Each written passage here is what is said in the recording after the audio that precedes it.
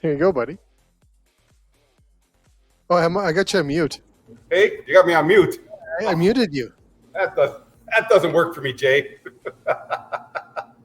But I think we're ready to go now, right, Jay? Yeah. Go, Peter. Go.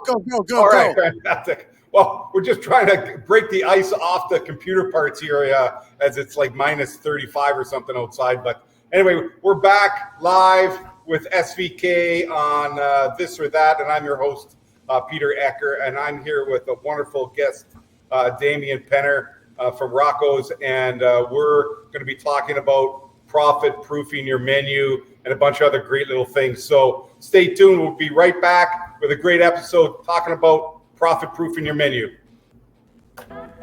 Cisco Classic High Performance Nitrile Gloves. Cisco Classic High Performance Nitrile Gloves are great for back-of-the-house tasks such as chopping and slicing, working around moderate heat, or customer-facing operations. They offer an elegant look and superior protection for any culinary application where touch dexterity, cut protection, and presentation are key. Cisco Classic High Performance Nitrile Gloves have superb tensile strength plus a flexible form-fitting design. They are an ideal barrier protection when working around moderate heat, oil, and chemicals. They can be used for cleaning and sanitizing in the front or back of the house. They're available in black and cobalt blue for any HACCP programs. They are great for detail-oriented tasks and are compliant with all FDA regulations for safe food contact. Nitrile gloves offer the right protection for the wearer when performing precision tasks that require long wear and a fitted grip. Cisco Classic High Performance Nitrile Gloves are available for order today. See your local Cisco representative for more information.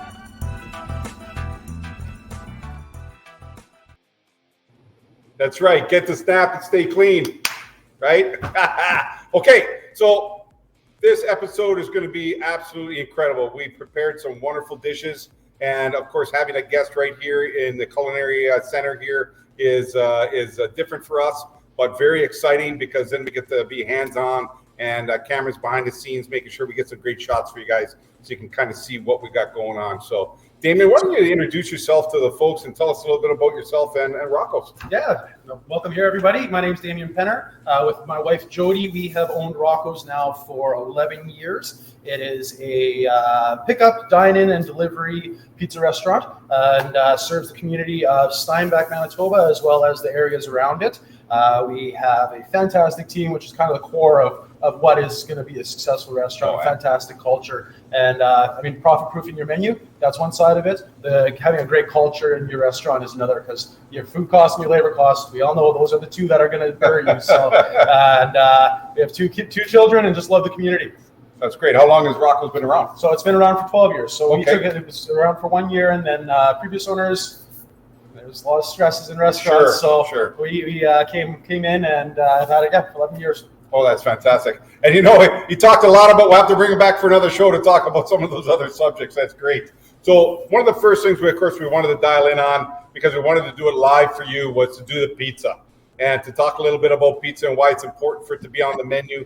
We know that during some of the times over the last little while, we talked a lot about whether or not you had pizza on the menu or whether you had other things on the menu. So we've seen a lot of traditional pizzerias put in the deep fryer that they never had before because they needed to have some of those accent side dishes to go with pizza. So we're going to be talking about that, right? And then we've had the other hand happen where we had some of the quick serve or family style restaurants that weren't serving pizza to put some sort of a fast oven or an Impinger style pizza oven into their establishment so that they could actually start producing pizza as well to, again, profit-proof their menu, right? So let's get talking a little bit about why you designed the crust the way you designed it. Yeah, so not only are we own Rocco's Pizzeria, we actually own our own crust manufacturing, and it's actually listed through Cisco. It's called Roll With Us Crust. So what it is it's a very unique product that is very popular in southeastern Manitoba, and it's branching out through Manitoba as well. And what you can see here is we have it in various different sizes. Most popular, though, are your 12-inch and your 15-inch, and this thing is, we are talking razor thin. We measure in millimeters. It's a frozen product and it has a great shelf life. So you pull out a pack of these for 10, let's say you have a slow week and you don't move one for 2-3 days you don't move the case, it's totally fine. It's temperate. So that's a nice thing about baked and products such as this is you're not going to have spoilage on it, which spoilage can absolutely kill your bottom line. So it's a great item, and the going trends right now are towards family meals. Right. And so if you're serving a 15-inch or 17-inch pizza and charging $35-40 and feeding a family of 4, I mean, I can't feed a family of 4 at any fast food restaurant for $40. No, that's right. And I know the recipe's a secret, so we won't ask.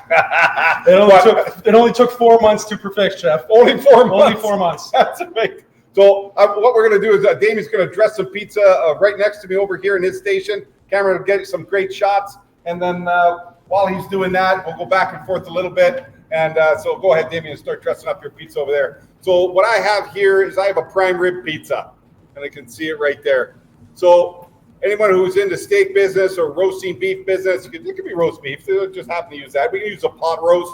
You can use pulled beef. But we have the roast potatoes already on here. We use the gravy as the sauce instead of tomato sauce.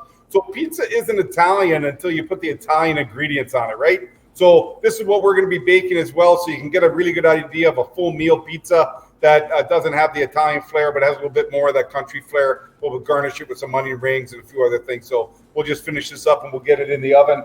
And I know Damien's got his stuff going on over there right now. So, Chef, we're talking about profit-proofing your menu here, and one thing that's very important, especially for pizzerias, if you're looking at what are your high-volume things. So, for example, your toppings and cheese. Number one here, right here, the cheese. You always need to measure your toppings. Everything needs to be measured out, whether it's by weight or by volume. So for us, what we do is we have volume cups for all of our different sizes, and it all gets put in through volume. So for example, if I'm doing a crumbled product like this, I would have a volume cup, and that's how much would be going on a 15-inch. Same with for your cheeses here. I mean, your number one expense on a pizza right here is absolutely your cheese. And yep. I mean, it's the trend is it's going up and up and up. And so you need to be measuring out all of these. If you're not, your money is walking out the door. That's very good points. And these are definitely some of the standards that you have to have in your restaurant. If you're talking about profit proofing your menu, portioning, controlling, recipe cards, accurate execution of all your dishes, so important to make sure that you do that. So this product's absolutely incredible. Woo! Oh. That's the chorizo sausage talking there, I'll tell you. Woo! Can't wait to get into that. That's going to be, oh yeah, that's looking great. So we're going to get this pizza in the oven, and then we're going to get into the next dishes. So fantastic, David. That looks great. All right.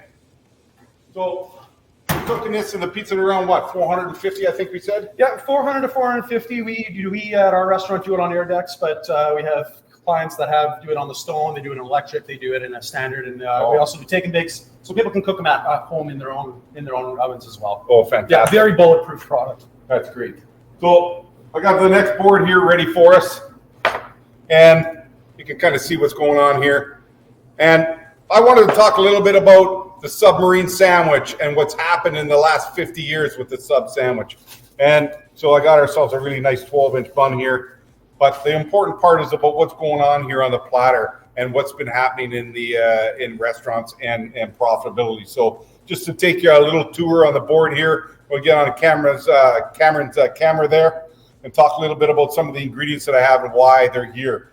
So what we see happening here is you have the yellow bell pepper for the color, but we have the roasted bell pepper. So if you can roast your vegetables or pickle your vegetables, and I pickled some serrano peppers here that we're going to use, and of course some plastic pickles as well. This is elevating your sub sandwich. So people love a sandwich, and they love to have the sandwich toasted.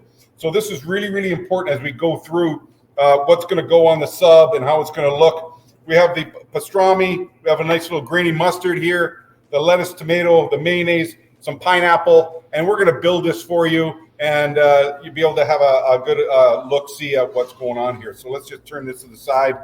And again, this is really important when you're thinking about what's going on in your profit-proofing your menu. Sandwiches have been around for over 100 years, and it's still a staple in North America, and people are loving them. And there's a way to build them to not just have profit on your menu, but to make them unique enough that people want to order them consistently and come around as often as possible. So when you talk about produce, and I know that there's been a little bit of some conversation about the cost of produce, but as you can see, when we pickle them or we roast them, they're not falling down anymore now. You just get to use them, and they're available to your mise en place throughout the week. So there's some great colors going on here. Got the few tomato slices going on, right? We have the avocado that we're gonna get onto the sub as well on the other side here, and finish dressing this baby up.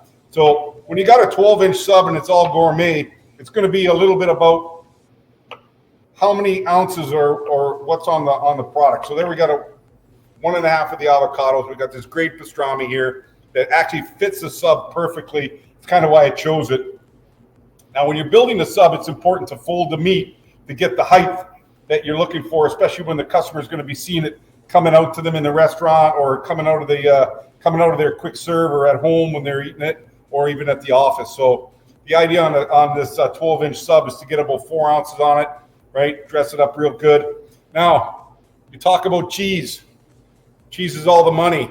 So here we got some really nice smoked cheddar. So as soon as you start saying things like smoked, or you have an infused flavor on your cheese, it's already adding the value to your menu, okay? So there it is. We have a couple really nice thin slices of pineapple going on here, right? Just 2 pieces like this. And then we had the pickled jalapeno or the pickled serrano peppers that we're gonna cut up, because I've just been in love with these babies. And they add a really nice heat to warm you up in the wintertime here. And we just get this right on top of the pineapple where it's nice infused flavors, right? Look at that. So we're gonna get this baby just toasted quickly into the oven. We'll get it out, and then we'll show you a little bit about the results that's going on. So what do you think of this, Damien? Beautiful, beautiful. And you know what? You touched on something that's really important there, Chef. Perceived value is incredibly important when you're food costing. You don't need to necessarily run everything at your 33 food cost. You can get a better perceived value, and then you can get a little extra on some items where you might be losing on a few others due to different variations in the markets. Fantastic. Let's get this baby in there. Getting crowded in there with all that pizza cooking. I can just smell it. It's going to be great. All right. So the next thing I wanted to talk a little bit about was pasta and the economics of pasta. So we got some noodles that are cooked. We got some jalapeno cheese sauce here, elevation, right, to get a little bit of our mac and cheese going, because my kids themselves were ordering these products on third-party delivery and getting them delivered right to their house, ready to go. And they were just loving the idea of having something like this that was a little bit more elevated, that they could eat and have some fun, whether it was movie nights or whatever they were doing at the time. So we'll get the pasta in the frying pan here, get it going. There's a little bit of the sauce that we have right here, the jalapeno cheese sauce, the Castellana, absolutely wonderful. And then a little touch of the cream. And then we got ourselves an absolutely incredible pasta that we made for around $2.50. So using something like this here and a little bit of the processed style cheese, a little bit more economical than some of the shredded style cheeses, but it's got all the flavor, it's got all the consistency, it's creamy, it's ready to go. You didn't have to make a Mornay or any of that kind of stuff. It's just ready to use, right? So that's what we're gonna do. So while I'm doing that and getting the next thing going here, we're going to let Damien talk a little bit about this other great product that he does at his restaurant and about why it's growing in Manitoba.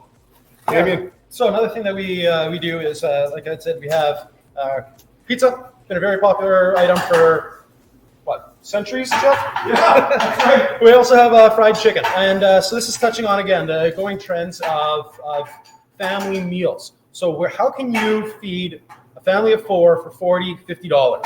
It comes about economics. One thing that is always going to be true is people want to eat, and they're going to eat in convenience. Even if there's a downturn and there might not be as much funds in your community going on, people will still eat out because of convenience. So if you can get a full meal, you can get a full 18-piece bucket of chicken, 12-piece bucket of chicken, and feeding the family of 4 for $50, $60, mom and dad are happy, kids are happy, everybody's happy, and you're making profits too. So fried chicken, quite a stable protein as well. We have seen a few variations, but it's been minor for the 12 years that we've, or 11 years we've owned. So you have stability in it. You can take tailor your restaurant to it, and you can pump out high volume at very low labor cost. Absolutely. So Travels great well, product. eats well. And if you didn't notice that we had it going on, is we're actually serving the chicken in the deep dish pizza box. Yeah, Why is that? That's something we did as well. Steaming, falling apart, the crust coming off in the bucket. So we switched it. We said, hey, we're going to go to the vented pizza box, and that's how we're going to bring fried chicken to the takeout menu. Now, if you do a three-piece and something like that, you got the fries in here or the side dishes, the coleslaw, it all fits inside the pizza box, easy and ready to go. So the family can just grab it, gone, out the door, ready to go. Kids are munching away, and you're all happy. Right? Yeah, absolutely. That's an easy way for us to much easier to think about package and transport as well. So those little things that are innovative, plus those specialty chicken boxes, incredibly expensive. Oh, yes. These, you can get them for half the price, and you get a better quality product from it. So that's you have to look at the innovation. And between Chef and myself, we kind of adapted a few things, and it's been working great for us. But he's got something here for you too. Well, I don't want to put the frying pan on the hot cutting board. So there it is, sizzling up, nice, creamy, sort of like a mac and cheese kind of a product that easy to feed the family. Now, my kids, they love vegetables as much as all the other kids, right? No, they don't, right?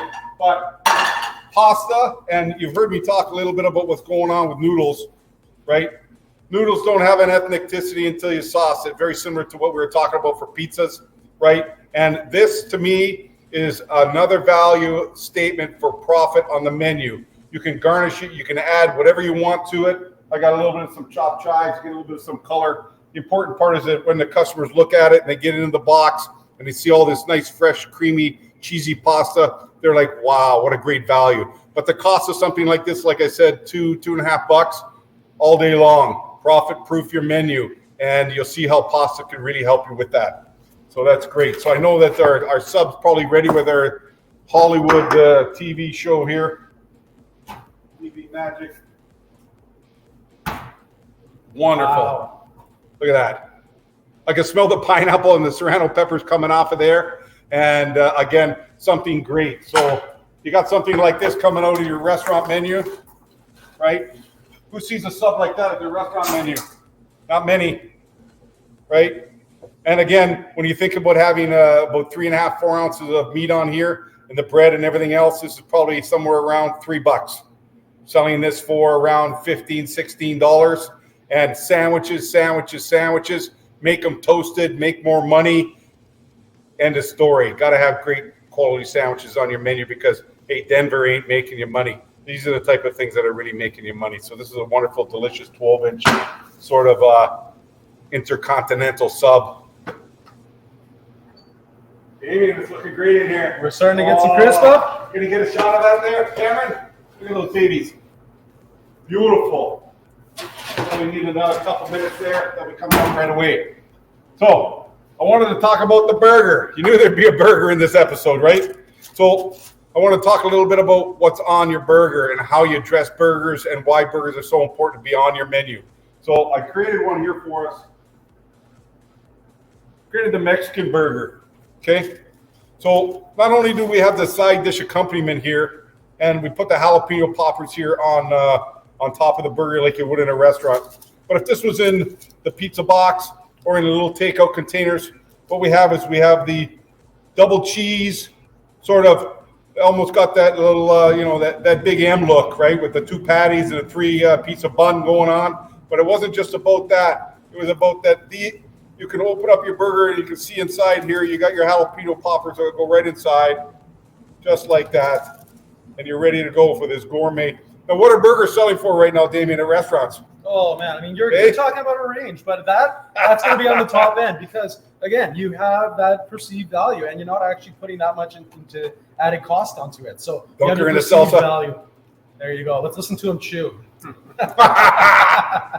But yeah, I mean, you can be selling that for about, with a good side, $20 all day long. Awesome.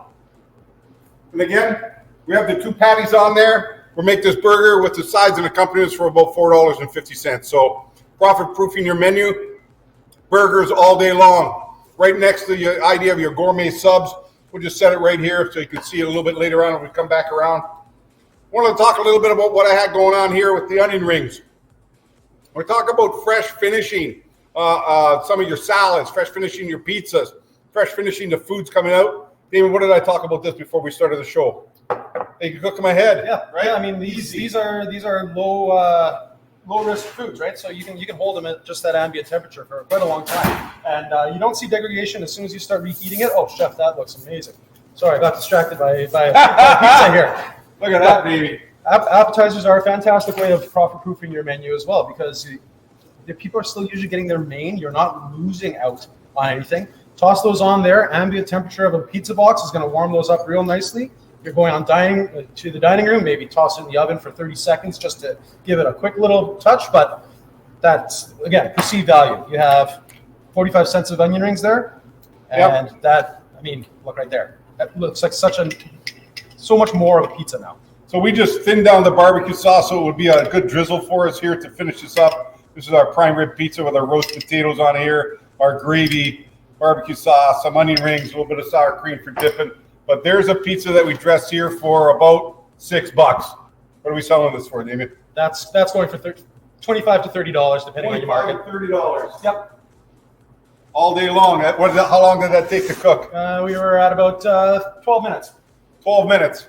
And you don't need a lot of skill. You just need to have good portion control. No doneness here, right? Not cooking a steak or salmon. Just dress it and it's ready for you. It's making you money. Yep. Profit-proofing your menu with pizza. All right, so let's get ready. We got Rocco's creation coming out right now. So this is one of your basic one that the whole family's going to be eating. The kids are going to love it. The parents are going to love it because it's a great value. Again, you're feeding the whole family for pizza like that. It's going to sell for $22, $23. So beautiful. Yep. And this is just to showcase my product here, chef. You can see, like we were talking, razor thin, but you have that nice little airy separation. You got a little bit of bubbling going on here. This is absolutely gorgeous pizza, and it's a nice, crisp, crunchy crust. We call it cracker crust. So absolutely delicious. That's right. Available at Cisco. That's fantastic. Now, again, you got to hear this right on the show. Oh, nice. This is not what you see on the everyday pizza. Wow. And there's some popular YouTubers out there that always talk about the flop. There it is. There's no flop. There's no flop. That's right. Oh, that's fantastic. So profit-proofing your menu with pizza, absolutely incredible. Definitely something that you should do. If you're not in the pizza game, you got to get in the game with pizza, right? I just think it's one of the sleepers still. It's been around a long time. But I think it's really something that you really want to talk about. And again, like Cameron was talking about over there with Damien was talking about the prime rib pizza. Absolutely incredible. So we'll just switch out this cutting board here for the other one.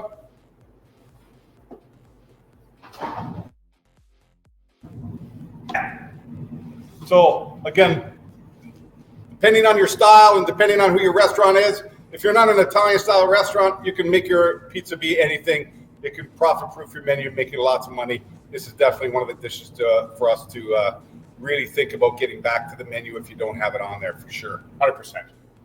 All right, cool.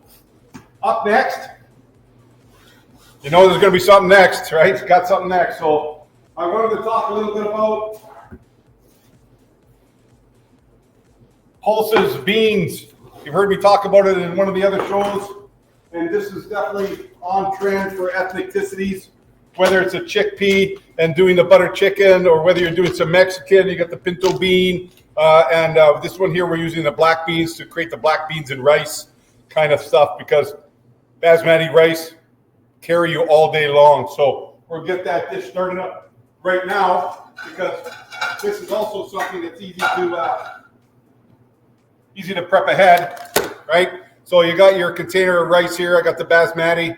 It's like a 2-to-1, easy to cook. You can cook it in the oven like a pilaf if you want to, right? And then the black beans. So this basmati has a full grain, right? You've heard that before. So it has protein, it has fiber, it has the things that you're looking for, very similar to what the black beans have here. And I think that this is definitely something, if you don't have some rice dishes on your menu, you should consider having some rice dishes on your menu, and working with some of these pulses are really important. What kind of products are you guys eating at home? Lentils? At our home, lots of proteins, lots of cheeses now, actually. Oh, lots of cheeses. Yep. Tell us a little bit about that. Well, the trend, and this is something that you have to adapt your menu for the trends is, we've been eating keto for quite a long time. Oh, keto, So in our house, we eat keto, but what we also did was we developed alternatives in a pizza restaurant. So you never think that, in a pizza restaurant, fried chicken restaurant, you're going to have keto alternatives, but it's something you need to adapt for. And when you're looking at family-style dining, well, if there's one person in the family that eats keto and they're over for company, they're going to order from us because we have the only place that they can eat. Okay, hang on a minute. Let's listen to that. Let's listen to that again. Okay, Damien, tell us about that again. So why is it important to have those specialty diet items on your menu? So whether it's keto, whether it's celiac, whether it's gluten-free, when you are entertaining somebody and saying, where should we go out to eat? If you have a person with dietary needs, they know where they can eat. And if they know that they can trust your restaurant, they're going to be eating at your restaurant. And that's incredibly important. So you get to dictate the price you're selling that for then, I guess, eh? Yeah, you definitely get to move a little bit on it. So it is a little bit more expensive, obviously, when you start doing your tailored items. But the thing is, though, these individuals that are going to be purchasing from your restaurant, they know that. They're shopping. They're well aware of the expenses that are going with it. And just having somebody else actually be able to cook for them is incredibly important, and they'll pay for the convenience. Is that a little bit about using your social media, I guess, to let people know kind of where you're at, what you're offering? No message is worth anything if it doesn't get out there. So you have to make sure that everybody is hearing that. Be active on your social medias, and the word can spread really quickly. So that's right. Say it again. I have no idea what I said. Messages are not worth anything if they're not heard.